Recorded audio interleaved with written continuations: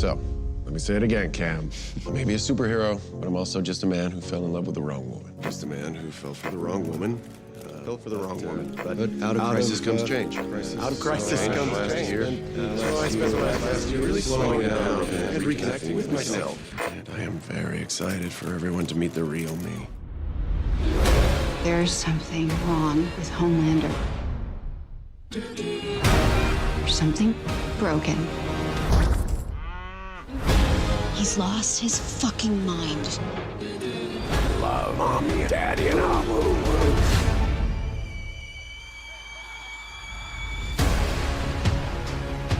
Hey, oh!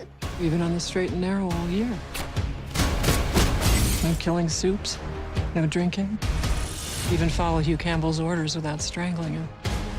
Now you're just being cruel. Or maybe you're not such an asshole. Hello and welcome to this What Do You Want to Watch Spoilercast for The Boys Season 3. I'm Ashley Hobley, and joining me, Dylan Blight. Hello, happy to be here. My name is Soldier Lad.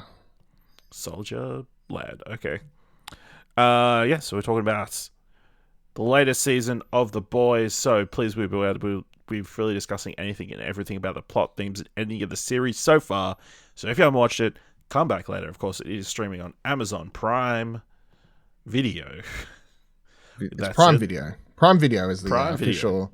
If you talk to, I'm sure if you talk to Amazon Prime or Amazon support, they'll be like, Prime Video is a different thing. And if you talk to Prime Video PR, they say, do not fucking say Amazon, say Prime Video.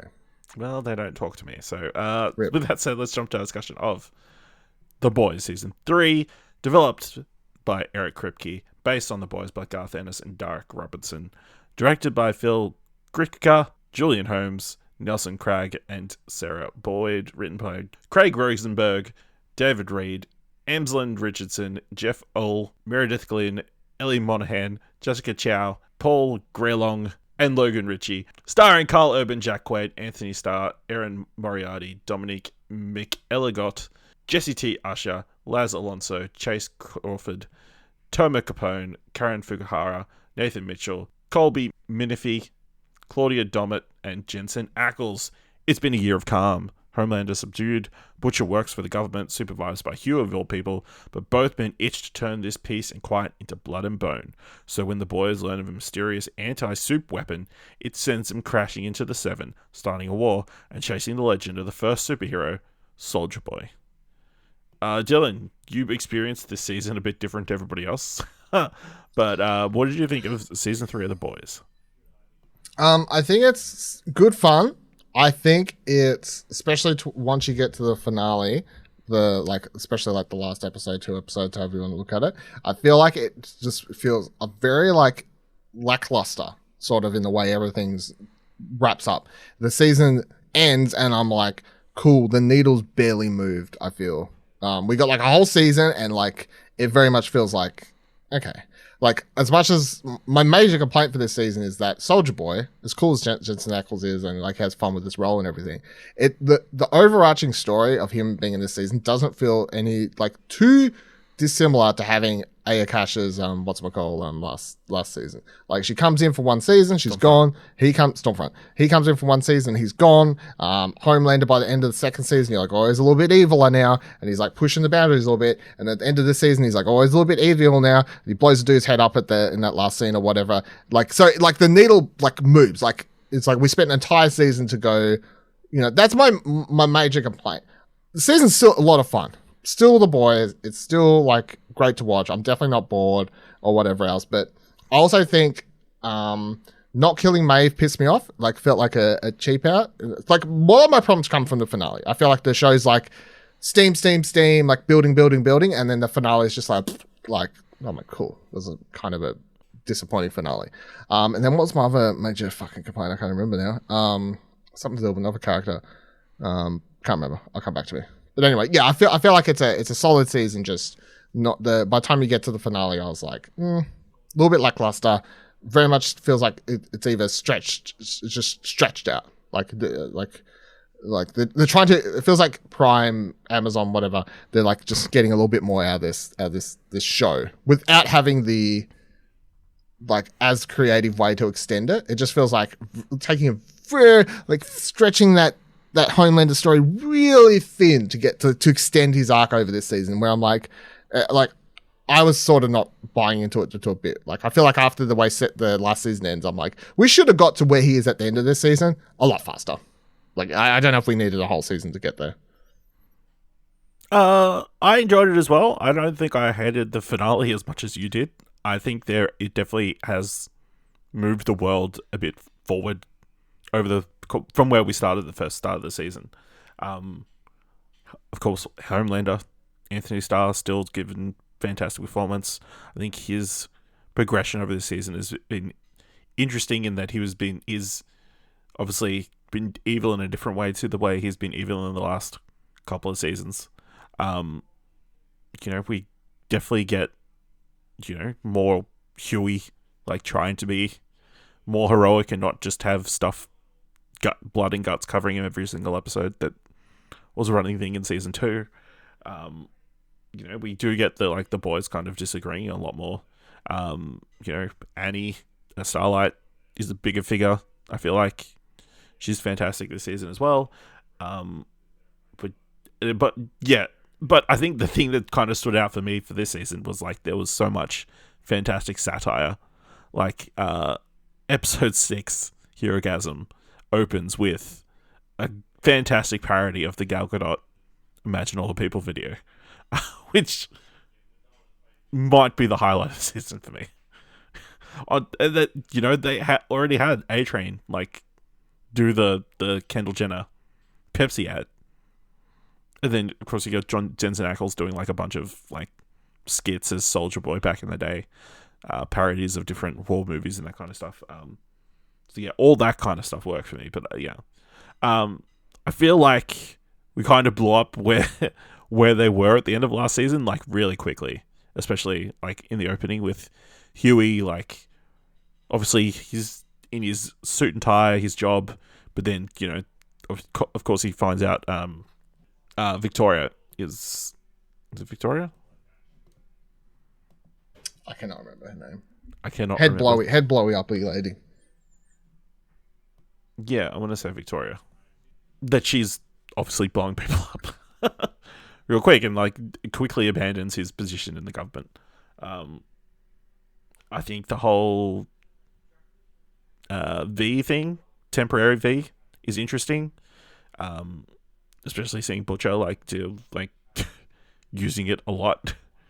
Obviously him being the most against superpowers, but I guess that's interesting in comparison to the comics in which, they just get powers. They get they use V very early on. Yeah.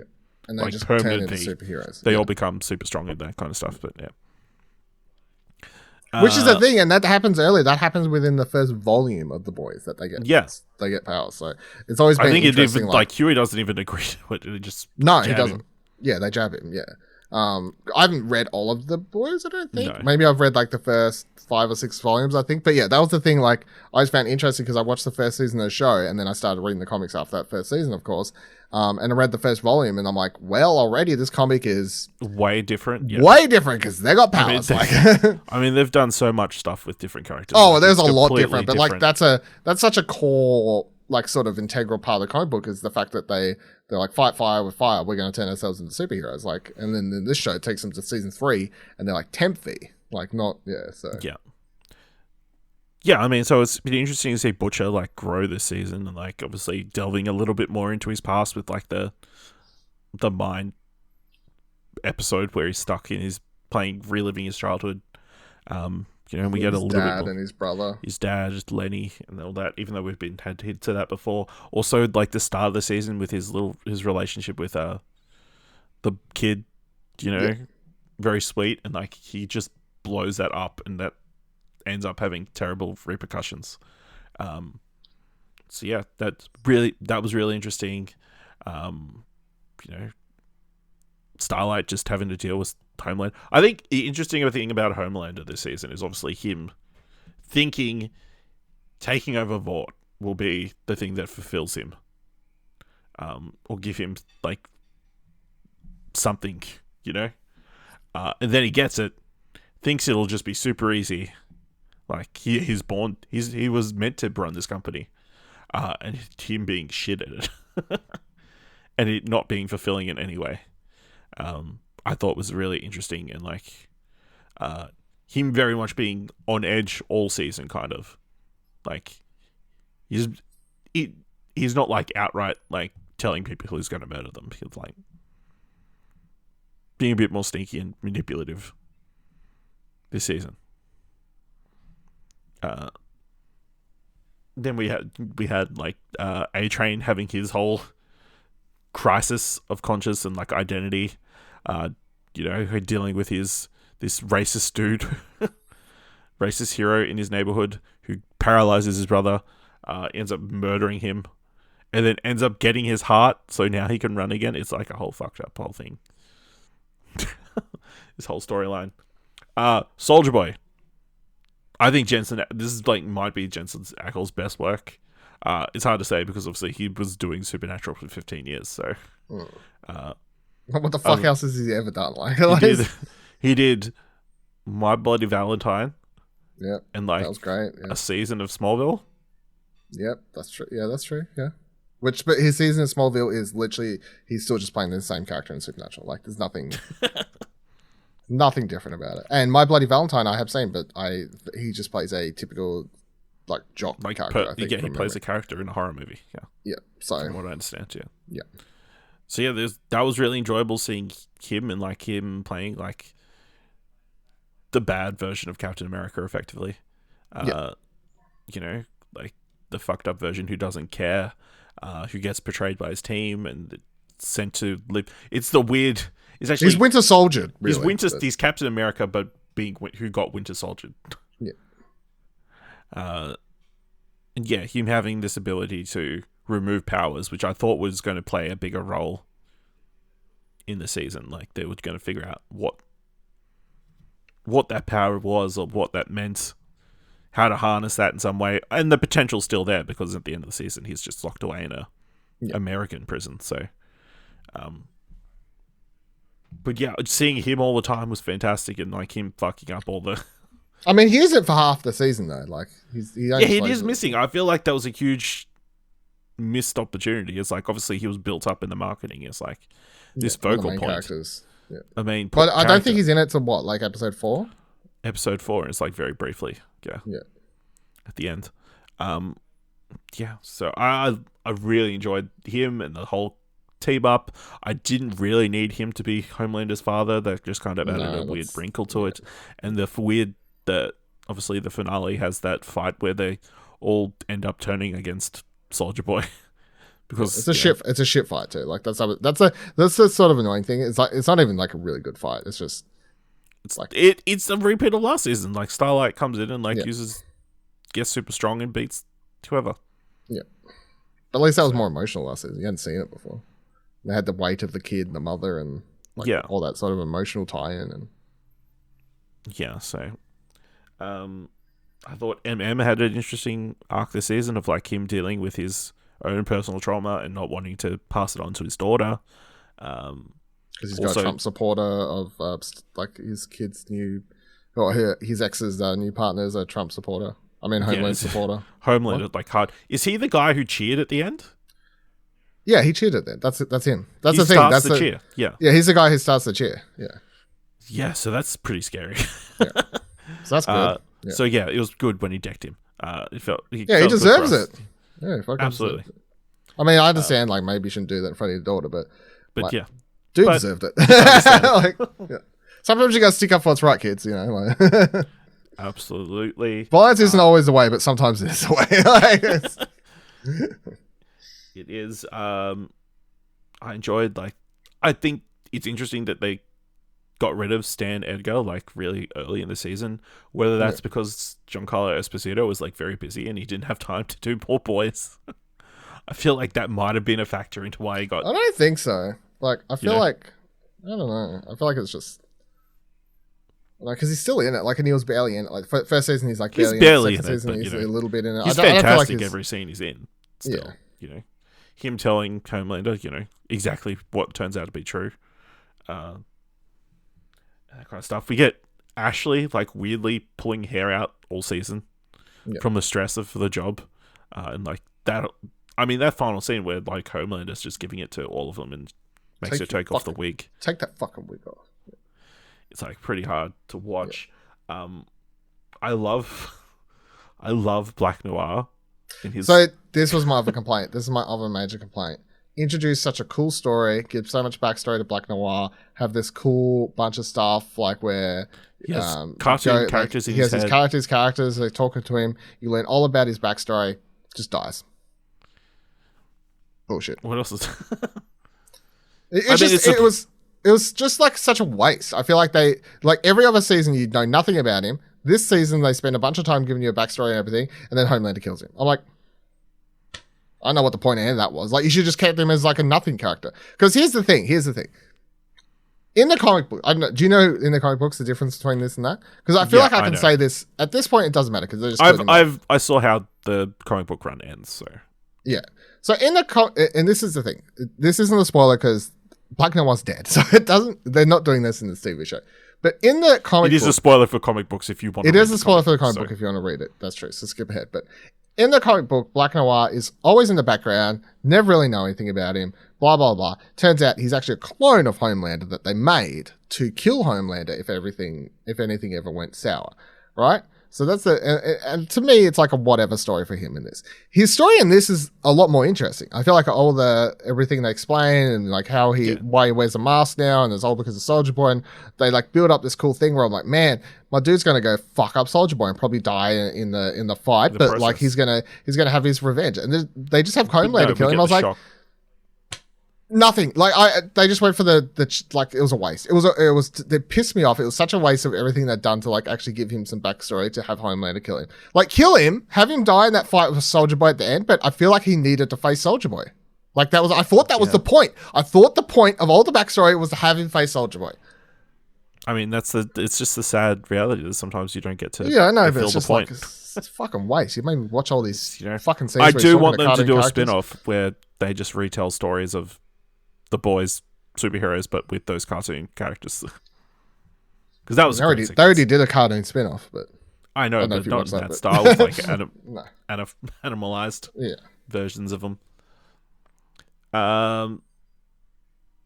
Did you other it was interesting. Obviously Herogasm is a thing that happened, so the interesting thing about the way I watched the show and just having early access, and I watched it ahead of time.